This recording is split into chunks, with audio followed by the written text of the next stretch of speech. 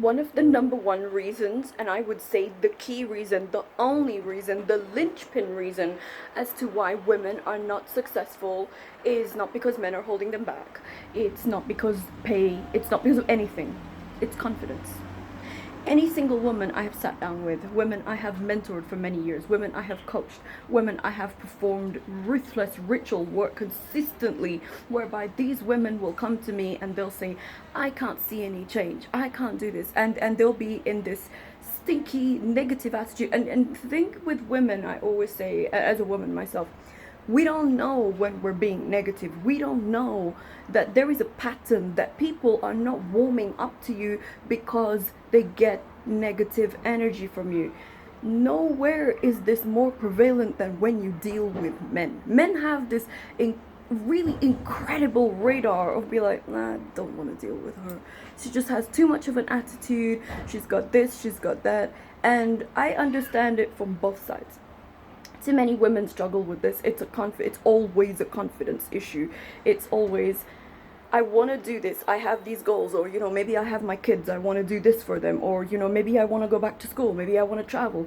But when I dig a little deeper, the women constantly say the same thing to me. I don't have the confidence to do it, because this world teaches women we cannot be ourselves and be successful. It's not possible. At some point, you need to abandon yourself.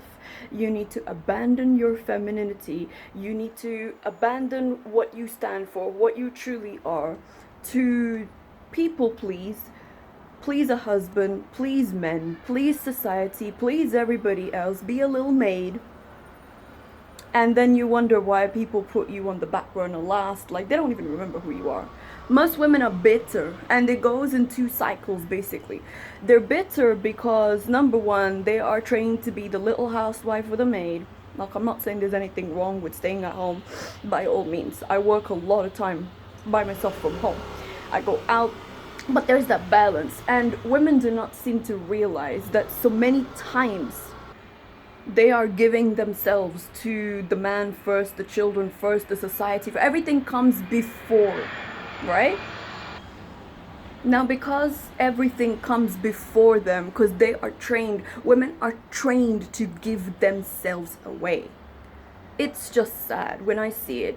And again, I go back to that number one linchpin. If you're a woman watching this, the number one linchpin as to why you're not successful in the whatever area you want to choose, be it with men, relationships, dating, sex, seduction, business, career, finances, children, health, marriage, confidence.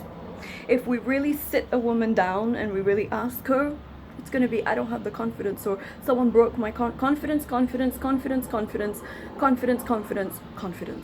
I have asked almost every women who are related to me, women who I have mentored, women who are friends with me, women I have worked with, women at events I've met, women in different countries, women on flights, women on trains, because I'm just the type of person that goes and talks to anyone. I just don't care by this point.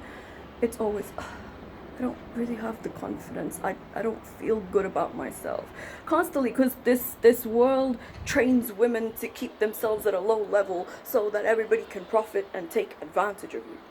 Ironically, which is what I often say, the number one thing that healthy men look for in a woman is a backbone, is confidence, is having self-respect, is having boundaries, is standing up to him, is saying no, is taking the time for yourself. A lot of women are very desperate and needy, especially for a man. And men know this. That's the reason they don't even pay attention for two women half the time. Because they have such a block in the throat chakra, and that block is, I want approval. I need to be approved before other people like me. And it doesn't work that way. So I always tell women, whenever I do ritual work for them, whenever I coach them, whenever I've mentored them over long periods of time, the number one thing I'm always working with women is giving them the, you guessed it, confidence to stand up and work for themselves. work for themselves, not necessarily just in a job or a career or something. No, it's giving them the confidence to face life. It's giving them the confidence that yes, I can do it. Yes, I'm going to put my foot forward. Yes, I don't know everything, but I'm going to try it.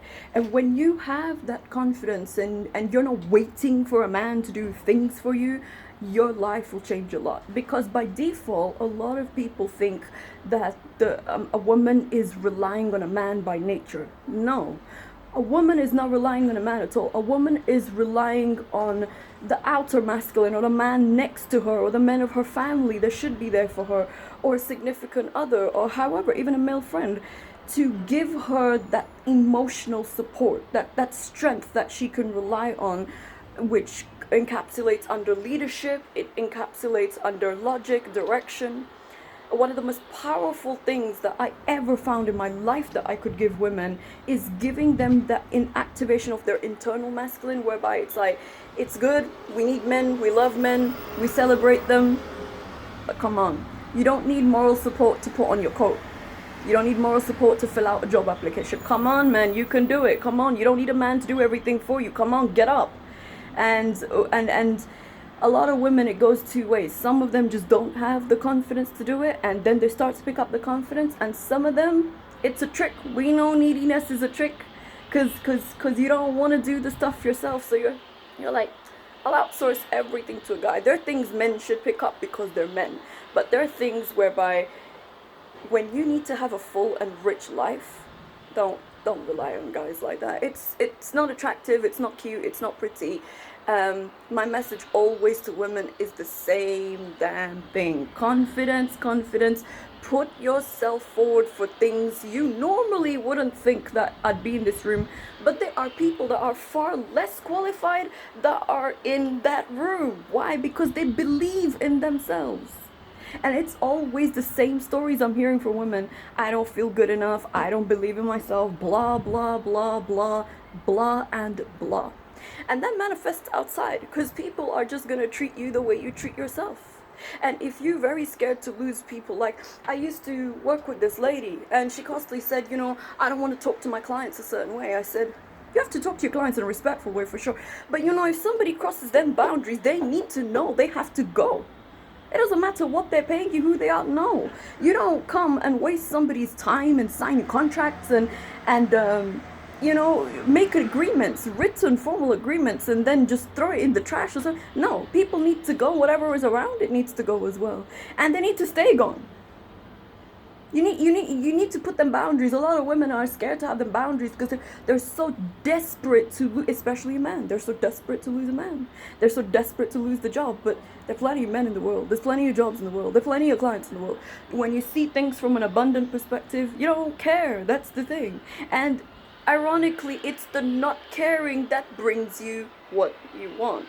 So for ritual work, elite mentoring, and one-to-one consultations, I would love to help you get your confidence up and make you shine brightly like you're always supposed to be doing.